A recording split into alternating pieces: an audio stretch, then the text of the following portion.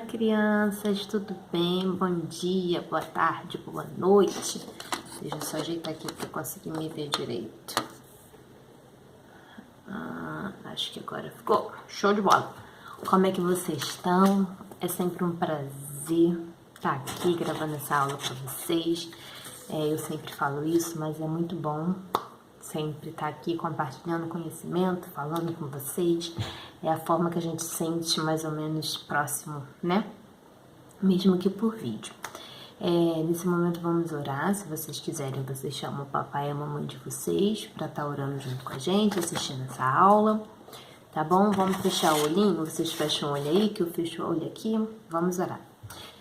Senhor, meu Deus, meu Pai, Pai amado, Salvador Jesus Cristo, obrigada, Senhor, por esse dia. Muito obrigada, Senhor, pela sua graça, pelo seu amor, pela sua salvação, meu Deus. Muito obrigada por esse momento, Senhor, que eu estou gravando aula, Senhor, pelo momento, Senhor, que seus filhos vão ouvir, Senhor, essa aula. Senhor, eu venho te pedir, Senhor, que o Senhor fale conosco através dessa palavra. Que nós não venhamos, Senhor, ficar da mesma forma, Senhor, mas que a nossa fé venha a ser renovada, Deus. Venho te pedir, Senhor, que o Senhor possa me usar, Senhor, para falar com essas crianças, que eu possa ser apenas um canal, Senhor, usado por Ti para ministrar, Senhor, para essas crianças. Tudo que eu te peço, Senhor, eu te agradeço em nome de Jesus. Amém. A gente tá vindo numa sequência, né, falando sobre os milagres de Jesus. E hoje nós vamos falar sobre a cura do servo de um centurião. A gente pode estar se perguntando, tia, o que é um centurião? Um centurião... Ih, meu centurião sumiu, gente. Achei o centurião. Um centurião, aqui, esse bonequinho representando, ele era como se fossem os soldados de hoje em dia. A gente não tem soldado, capitão. E ele era como se fosse um soldado. Ele era responsável por 100 homens. E ele era capitão, né? Ele mandava nesses 100 homens. Poderia ser mais, poderia ser menos. Isso dava o nome de centurião. E aí, esse milagre, esse centurião, o servo desse centurião estava muito doente. Aqui o servo do centurião, tadinho, doente, deitado na cama, e ele estava quase morrendo. Jesus estava entrando em Cafarnaum e esse centurião descobriu, e ele foi até Jesus. Ele foi falar com Jesus, ele foi rogar. E aí ele falou assim, Jesus, o meu servo tá doente, tá quase morrendo. E aí Jesus falou assim, ok, eu vou curá-lo. Ele falou assim, não, mas eu não sou digno de que você entre na minha casa, eu não sou digno de receber o Mestre Jesus na minha casa. E então, Senhor, se você apenas falar uma palavra, eu creio que meu servo vai ser curado, porque eu, Senhor, eu sou capitão de muitos soldados. Então, quando eu falo vai, eles vão. Quando eu falo vem, eles vêm. Então, da mesma forma que eu tenho autoridade, isso é ele conversando com Jesus. Da mesma forma que eu tenho autoridade, eu creio que o Senhor também tem essa autoridade de só mandar uma palavra e meu servo ficou curado. Ficar curado. E aí Jesus ficou assim, maravilhado com a fé que ele tinha de que só uma palavra dele seria suficiente para curar. Então o Senhor falou, nossa, nem em Israel eu vi tamanha fé. Então, baseado na sua fé, pronto, seu servo está curado. E o servo, quando ele chegou em casa, o servo dele estava curado. E bem, para honra e glória do Senhor Jesus. E aí, baseado nessa história, a gente vai ter o nosso texto, né, chave, que a gente sempre tem, que tá lá em Mateus 8, 13, ó.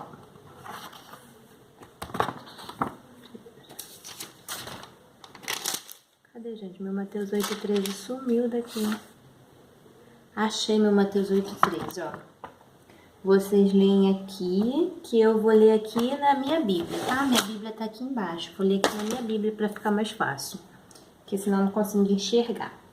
Mateus 8 e 13. Então, disse Jesus ao centurião, vai-te e seja feito conforme a tua fé. E naquela mesma hora o servo foi curado. Mateus capítulo 8, versículo 13. Vamos ler de novo, só para ficar na memória. Então disse Jesus ao centurião: vai-te e seja feito conforme a tua fé. E naquela mesma hora o servo foi curado. Mateus capítulo 8, versículo 13. Que lindo, né? Jesus é muito poderoso mesmo. Baseado nessa história, deixa eu colocar para cá os visuais. Baseado nessa história, a gente pode tirar algumas lições. Primeiro, se a gente for olhar para o centurião, ele foi muito humilde, muito humilde. Ele reconheceu, mesmo tendo um cargo de autoridade, sendo responsável por 100 homens, ele reconheceu que ele não era digno de receber Jesus. Ele reconheceu que ele não era receber Jesus na casa dele. Se a gente for pensar na nossa vida, nós também não éramos dignos de receber Jesus. Mas pela graça dele, pelo amor dele, nós recebemos a salvação, nós fomos adotados e nos tornamos filhos de Deus.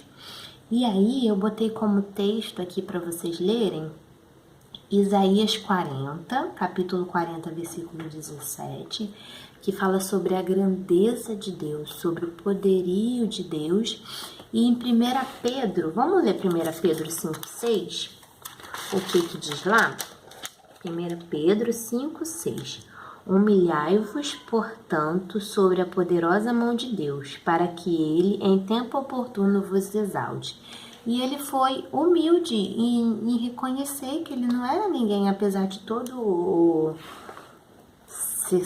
ser um capitão de um exército, ele reconheceu que ele era humilde. Então, assim, humildade é muito importante, precisamos ser humildes perante Deus. Precisamos ser humildes quando formos orar, reconhecendo que nós não somos nada e nem ninguém sem Ele.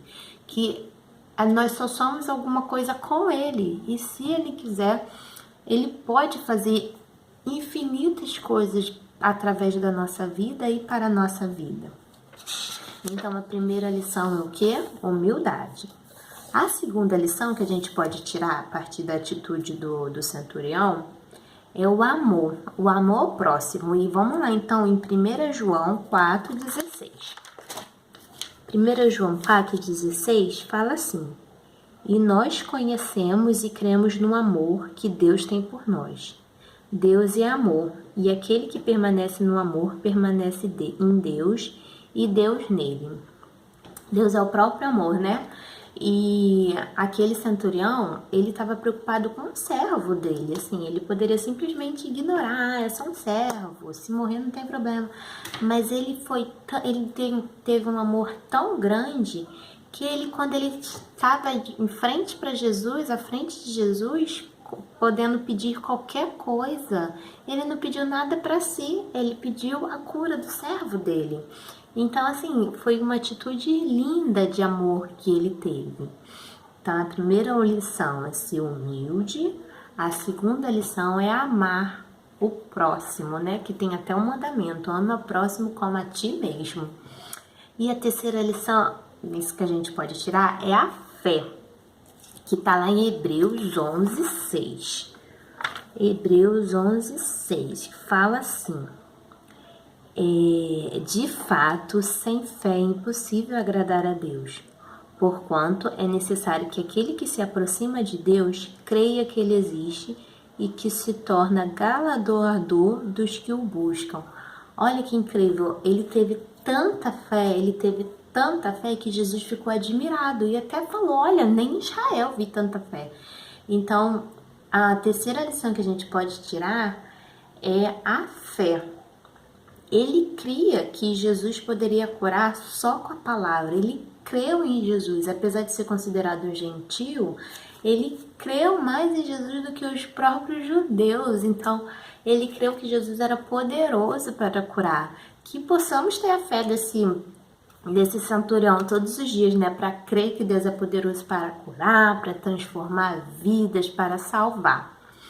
E aí, olhando para Jesus, a gente percebe, a gente testifica, né? Porque a gente sabe que Jesus é poderoso, a gente sabe que Jesus é onipresente. E Jesus é tão lindo que uma coisa que chamou muita atenção nessa lição, e eu gostaria muito que vocês tivessem em mente, é que Jesus não trata as doenças, Jesus curou as doenças. Jesus sempre, quando ele chegava perto de alguém, era para curar, para transformar aquela vida. E Jesus é tão poderoso, ele é assim tão grande, tão forte, que só a palavra dele, ele não precisou estar presente ali, tocar naquele servo. Ele só mandou, ele só falou, tá bom, ó, baseado na sua fé, ele tá curado. E veio a cura para aquele servo. Então, quando a gente estiver em dificuldade, quando a gente achar que não tem saída para alguma coisa, creia que Jesus é poderoso, coloque a sua fé em ação, creia que ele é poderoso, que, eu não tô vendo Jesus, se naquela época só uma palavra, imagina, gente, Deus é onipresente. Se vocês lerem lá em Salmo 139, é o capítulo todo, vale a pena, eu sei que o capítulo é grande, mas vale a pena ler. O capítulo todo fala sobre a grandeza de Deus. Se eu posso ir para o céu, eu posso ir para o fundo do mar, Deus vai estar lá, Deus vai estar conosco todos os dias. Deus é poderoso, Deus é onipresente.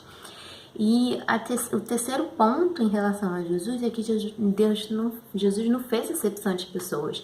Naquela época eles acreditavam que Jesus tinha vindo só para os judeus, né? Às vezes a gente acha que não, Jesus só age com quem é crente e tudo, mas na verdade quem crê nele, né?